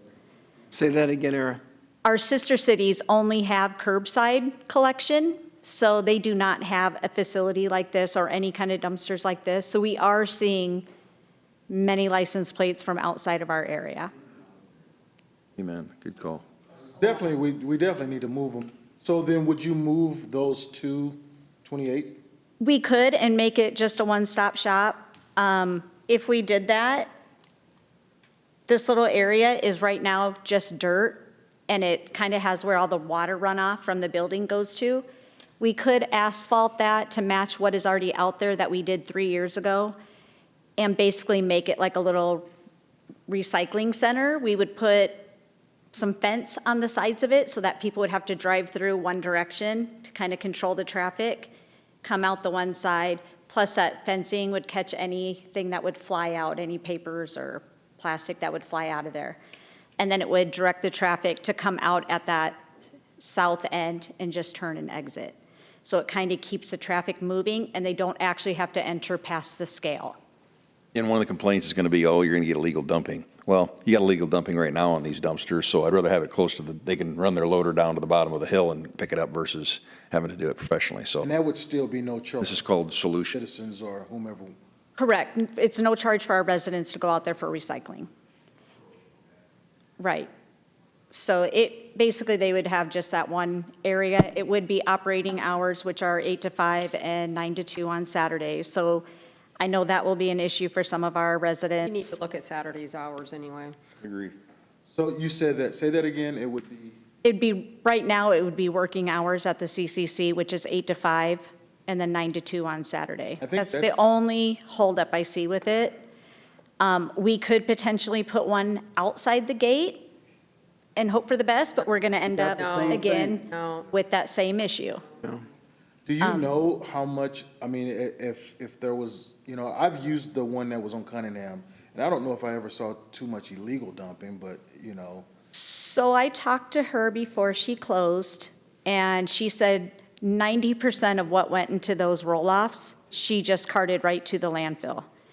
It was not usable recycling, it was contaminated. She said she would get from hot water heaters to appliances to things that weren't even supposed to be in there. So that was one of the reasons she said, I'm done. She's like, it wasn't feasible anymore. She's like, it's not even usable material. So that was a big reason. And so we knew we were going to see some of that, but and we see it like this. you hope for the best and expect the worst. The sad thing is the few people that are doing this are going to ruin it for the people that were doing it the right way or Got a taking few it to that a are different ruining it for the container. people that are using it properly. Yes. Still have free recycling carts. You can have your curbside recycling cart still, yes, or your Well, business I don't know why recycling. anybody can't buy a $5 knife at Menards and cut up their boxes. I do it every week. Right, they can. You're very right. I put my box. I don't understand why The people would original- bother to even drive anywhere when they can do it right in their house. Right.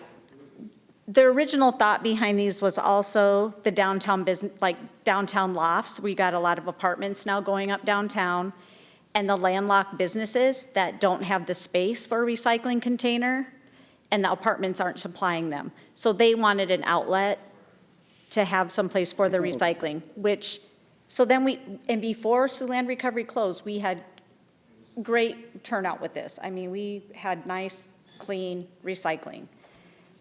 So are you thinking that we take everything and let people I'm reset? looking at you guys for Yes. direction. Let people reset and then Are they put those doing it to back? all of the containers If not- downtown? If not, you're gonna get a big Right. pile on two of them. Oh, no, they're doing. That's open for discussion. I don't know if I'm afraid even if we moved the bigger one out and left the smaller ones, are they just going to start doing it to the smaller ones? Are they doing it to the smaller ones now? We've seen a couple situations where they set it next to it, nothing to the amount that we have at Tyson. Yep, just I think you rip the scab off, yeah, and be done with it. So And you net 74,000. the first, if we pull them, choose my words, if we were to pull them, some of that budget that we had for that, I would like to use Your pad, yeah. for the asphalt pad, so that we don't have just mud and them sinking into the mud. Otherwise, we can't empty them. I'm sure Knife River or Barkley can get a pad put in there pretty fast. I did get an estimate from Barkley. I'm waiting on 2 other ones. It's like to Reagan, you know, you're here, downtown has quite a few of those. What are you seeing or thinking as it relates to some of the other ones, not the one that, I definitely think They're the all the- Tyson. Yeah, they're all the same Right. grouping, yeah. Hi, Rick and Cody, Downtown Partners. Era's right. Before the bigger one came into the Tyson Center, the smaller ones in downtown were working very well. I am a little concerned with the landlocked businesses. The whole point in putting some of those in was to make sure that the owners were now aware, because long ago we could not have these larger recycling containers in downtown. So part of it was an awareness campaign to our larger properties saying you can have these dumpsters now on site. And so I think several of them did purchase their own. So it has worked well. The living units, they have their own. So they have gotten the ones where they can. So the ones that we're seeing being used before this all happened were going very well. They were used well. We were doing it once a month. It picked up a little bit. We did it twice a month, but they were still being maintained very well. There is a little bit of a concern the big one goes away because we broke their habit. Now that we put that big one out there, we've broken habits and people are going to be looking for something. So I think the education of if you're moving them, which I think they should be moved, but what you're doing with that really needs to be clear on where they need to go and that they're accessible and easily used. I don't know about other communities, but it does make it hard when it's from the interstate and you've got that big blue recycling container out there. You're kind of a beacon for recycling. So Again, with this comes a little bit of education and what we are going to do about it. I would love to see the downtown ones stay, but I know we're in an influx right now where if that happens, if they can come back, they are being used for the right reasons in downtown originally, so For the most part. Yeah, for the most part. So I was very pleased with those. To go away completely could be an issue. Well, it's pretty obvious that this influx that we're getting is coming from the recovery center being closed. I mean, that's when it all started. I It was is. getting emails immediately to say, And the why good is thing the is city people are doing this? recycling. I mean, there's that end of it too, where we just got to make sure we've got the right balance of how and where But to we're get going to that have to done. go cold turkey and pull. Yeah, good call. And the reason we went to the bigger one at Tyson is because it was full within Right, but 24 hours, also saw the license smaller plate. one, and then that's when we started having the issue. So we went bigger thinking it'll be contained at least, and then it just So, kept getting more. so Mike, do we do this in two different votes, or do you, or we bundle this in one, or we're talking about two separate issues, right? Yep, so we need some direction if we're going to rehab the old building or approach Gil about building a new one. Well, I'd like to see a spreadsheet. You guys are Right. talking these tipping Right. fees. I want to know what we're talking. Right. I can get some numbers and send them out. Absolutely. More than what we got, we can dig into it a bit more. It's not that complicated, so just put it on a Right. spreadsheet and let's get it out there. Right. And let's get the cardboard on the agenda. I'd like to make that, I don't know if I'll make a motion. But I was Era, gonna say- on The other- the spreadsheets that part of it is where Gil plans to be to recover during that 10-year period. And I don't think we can make it subject to without understanding where we think we're going to be on that rate structure. So I'd like Right. to see that. So I'll run some different tipping fees with you guys, and we can see what we can come up with. We'll add in the sticker, see if we can offset it a little bit. With or without, we'll do them both. Give us options. Yep. How many ton are you projecting? Right now, we were at, 100? for the tonnage, Yeah. for the proposal, we would want to be, we have to hit 5,700 tons, 5,700. Okay, at Otherwise, $70. $80. If we don't meet that, then we would pay that money at the end. That's Gil's guarantee. That's a guarantee that they want. We would have to cover the margin 53 and of anything Yes. less. 15 is Yes. 96 But right grand now, here, we're so they're scheduled to $1 hit million bucks on a 400,000. 7,000, 72. We do have a would. permit limit of 10,000 But I ton don't- out there right now, Bill- but that can be Do you changed think, if we ever Bob, you needed think to. we should just That's build it? just a letter to DNR that say we. Well, I'm not. Self-funded? I know Gil's a charitable organization, but if you're getting 100 grand a year for 10 years on the difference between. No, I think you track cap it though, Bob. here, I think you cap it you stop it at paid in full. I don't. You know what I mean? I mean, I would just run that, they get paid until the building's paid off, right? That's what we talked about. Once the building's paid off, so if we get it paid off at year 5 or year 4 with the combo or even that, then it stops right there. We're done paying them. No, he's going to collect it for 10. No, But he's the saying, no, next- we talked about that, no. I'm so sorry. If you're going to speak, you'll need to come to the Well, microphone. that's what I'm saying. Please We're give here- your We're sitting name. here talking about this, what we're supposed to do, and nobody's got any numbers for those of us. Let's call it conversation, right? Before you, Yeah, I but know, that's, I but mean, still, when somebody says it's a 10-year contract and they want 70 Okay. bucks, that to me is a 70, is a 10-year deal. So Justin Franks, Gil Halling, what we presented, and I don't know who has seen it, I don't know who you've sent it out to, Era, but it is completely negotiable. We sent out a rough draft, and it is a starting point, and it's something that we would talk with the board with of what you like, what you don't like, where we want to be, where we don't want to be. It's completely negotiable. It was just, here's some numbers, here's what we're presenting, this is what the building cost is gonna be based off of what we built down in Omaha, and then we go from there. There's nothing set in stone, this is just a starting point to have the conversation. For me, personally, the quickest, easiest, simplest solution is retrofit what you currently have, and it's gonna cost the city $150,000, and you can start tipping trailers there in the spring. I would suggest if you could find the money, that you do it this winter. We're the slowest, it's the easiest to shut that building down. You do it and you're up and running. And then we could talk capital in the future.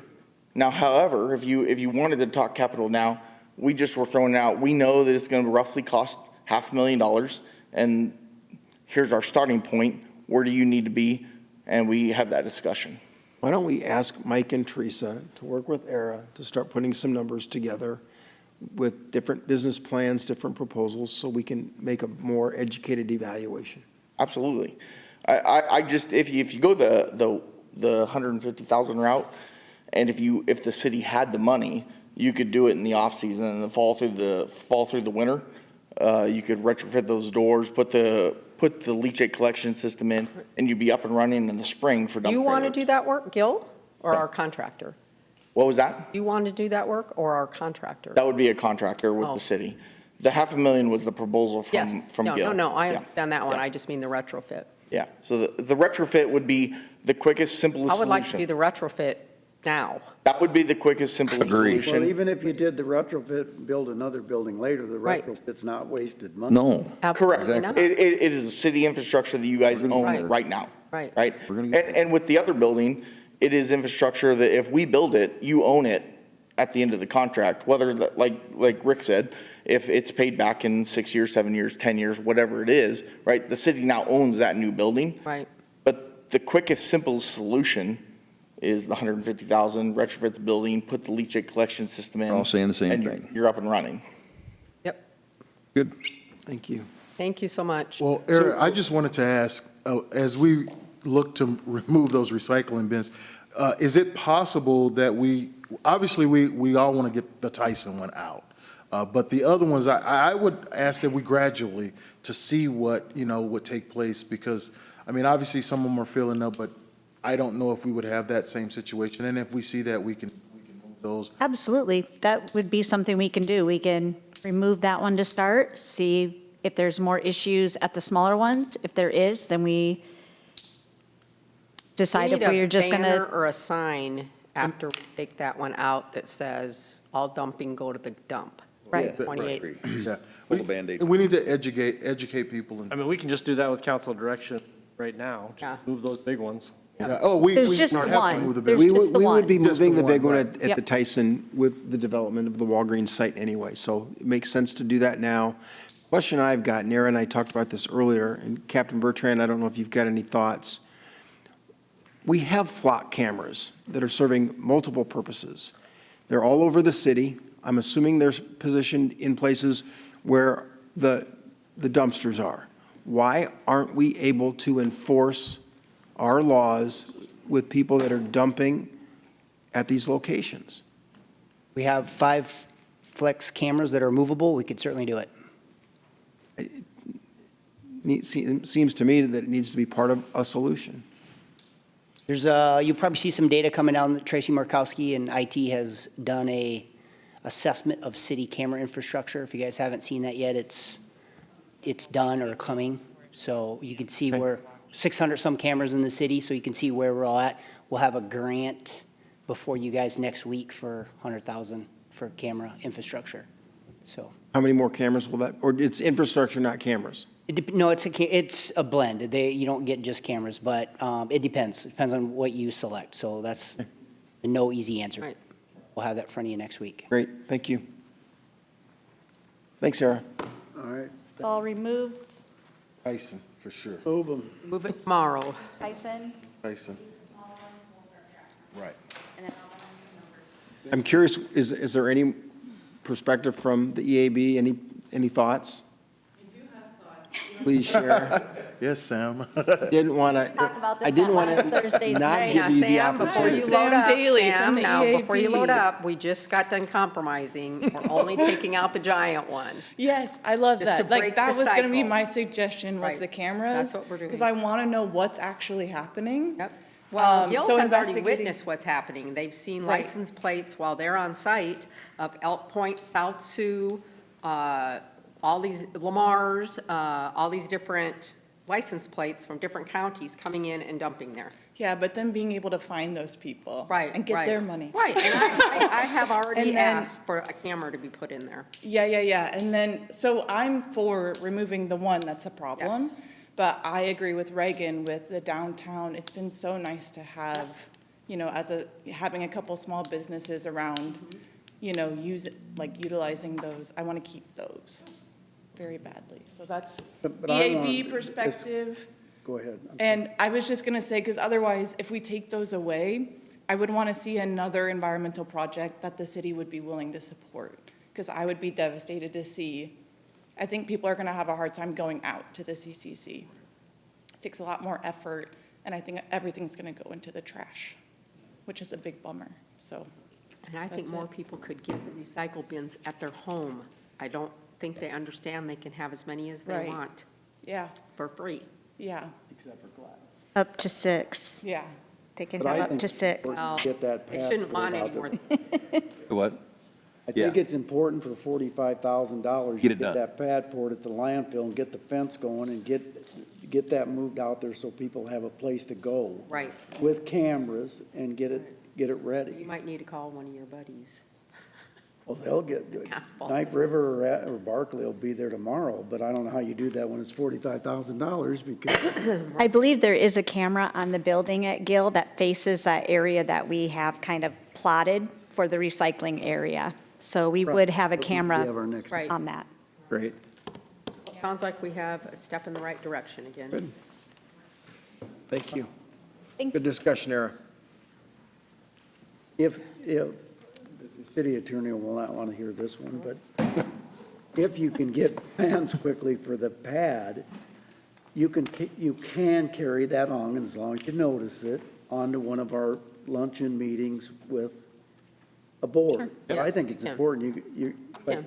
we go through our normal process, we're 3 or 4 months before any asphalt's laid. We have a meeting Thursday. Thursday, you We can need walk plans first. Right. Anyway, I'm just saying, the quicker the better on that, because otherwise it's gonna end up in people's Right. dumpsters around town. Right. And there's nothing more aggravating than that for people like us that pay That are paying, $600 yeah. a month to dump. Just for transparency for the vote, because if that somehow makes it on, I am out of state. I'm leaving Wednesday for a week's vacation. I mean, we need specs. We I know, don't, we don't it need to won't be adopt that- plans for it this won't- size of I know, project. but I'm just, in case, who knows? Correct. It's under the threshold. You just would need 24 clear hours to put it on a joint meeting. So to Julie's point, if we're not available, we have to take a telephone participation? It has to be in state? Because you said you're out of state. No, it doesn't have to be in state. No, it's just not able to come. Oh, okay. It used to be you had to be ill. Oh, okay. Now it's they relax. Okay. You can phone it in. All right, but move quickly on that, because I can see once you pull that, it's gonna be a problem around town, I can tell you that, so. I just think you got to do the social media too. Right. Get it out there and blast it. We're headed to 28th Street. Yeah. You know, that's why we have it. All right, Rick, what do you got? What do I got? I was really happy with that last discussion. I'm not gonna lie to you. Quickly. Met with the county, we talked about this, met with the county and Burlington Northern Railroad for that homeless encampment there, down there behind Baumgars. The sheriff and I and the railroad guys and everything, we walked it about 60 days ago and determined that that's really where a lot of our, let's just say, habitual homeless are down there. That's a pretty violent area. So to clean that up, really, you're going to have to take it back to the toe of the hill, clean that up, be done with it. Put a little service road in there. The railroad bought into it. They're fine. Been working with the county. I know, I talked to Mark Nelson. I know that you and Craig are meeting with them this week. Yep. They have agreed, and we've been twisting arms. They have agreed. I'm not letting anything else out of the hat. They will pay for it. I told them that I've got a couple dirt guys that have taken a peek at it. It's probably going to anywhere between 100 and 200,000 to take it back to the toe, put a little gravel road in there. And the county says, we weren't aware, whatever. Let's clean it up. So that if we can take it, so I suggest we do it this fall when the foliage is off, and then we can go through the Fourth Amendment charade on getting them out of there. And then that'll be this fall. And so I think we got a plan put together. I'm excited about the county is gonna Yeah, participate we'll heavily. assist with all the posting and all that. Yep. Because the county doesn't have. So and then they also, I had him on, when we met, I hit him pretty hard on the LEC, and they're pretty dug in saying they want the route, they don't want to pay anything. And I think we can get them on a 25 or a 30% participation if we come up with a decent route. That's a new development. I think that they would be willing to chip in 25 or 30 per. Yeah, they don't want to. They don't want anybody, so I think they would do a 70-30 split or something like that, so. That's on the agenda for. That's on the, so that's, You so, can search run a small bus, Yep. so the good news there, so then you they're. don't have to do a designated route. Exactly. So the county is, they're starting to communicate with us, and I think we are having an influence on, a positive influence on them on some of the things. There's other things I think that we can then bring to the table with libraries and other stuff that I think the county needs to participate in, that we're going to get there. We're having the HART officers come in, correct? Yep. They're going to give us an update on the 233 people that they've identified and just decided they just want to live on the street, so I'm looking forward to that. I would like to see it, our two guys from, is it Oak, from the Tyson guys? Oakview. Bring those guys back in. I got some stuff I want to run by them. Okay. We haven't talked to them since the Hawkeye games and stuff. Let's give them a victory lap, and then we can give them some feedback on some other things that have been discussed. I'd like to bring them in sooner than later. Mr. Mayor, you know, you drive this, it's my neck of the woods too, is that the weeds on Floyd are absolutely, absolutely disgraceful, the weeds on Floyd Boulevard. It's like a third world country when you drive down there. I don't know what we need to do, but they're just bad. So I just want to point out the weeds on Floyd Boulevard. And another thing was cool is the UTVs are up and running, and I saw my first two the other day, and they were just kind of cruising around doing their thing. Ryan, we haven't any big uptick in problems, have we? The apocalypse didn't happen. We didn't have people racing through the cemeteries, and okay, they were all probably dragging their second garbage cans back with their UTVs. So I think we're okay. So that was cool. Also had a really good discussion with P&Z. Oh, she's not. She's here. So they are going to start doing a P&Z review on ordinances, which is great. They're going to start looking at some stuff, and I asked them to start presenting maybe 3 or 4 of stuff that just doesn't need to be on the books anymore, and start cleaning up on their end. Some of the discussions that are happening is in my neighborhood, which is in Kelly Park. A lot of it we're redoing. There's a lot of reworking in that area. They want to put nice garages up, but the lot sizes, some of so the moral of the story is you can't have a nice garage unless you have a big house, I guess. So there's some ordinances they agree that are kind of outdated that they can start to correct. So I'm really excited that P&Z is starting to engage, not just on the governance side of it, but maybe on the economic side of it, which is kind of cool. I'm really excited about that. And then Teresa, she left, but I know she's working on a good presentation on dig funds that we have to reload. Other than that, I think that was pretty much the agenda there, and let's have a great week. Got my daughter to college yesterday, so I think Mom has settled down a little bit, and we're off and rolling. Okay, Craig? Very quickly, as Rick mentioned, Mike and I do have a meeting with Mark Nelson later this week to try and start putting together a better agenda and better dialogue between the city and the county. If there are any issues that you'd like us to raise with Mark, please feel free to share them with either Mike or me before the meeting, and we're happy to discuss them. Then 2 other quick items. I think next Monday, we're getting a presentation on the stormwater fee. At the same time, can we get a full explanation of all of the fees that are attached to the utility or the water bill? In addition to the dialogue about the 300% increase to the stormwater fee, a lot of people are saying, well, I'm getting charged $1 for this and $1 for that, and there's some confusion. So can that be part of the dialogue as well? And then the last question I've got is the diner that is on 7th Street that still seems to be closed. Are they open on Sundays? They're open on the weekend. They're only open on the weekends? Sometimes Saturdays and Sundays.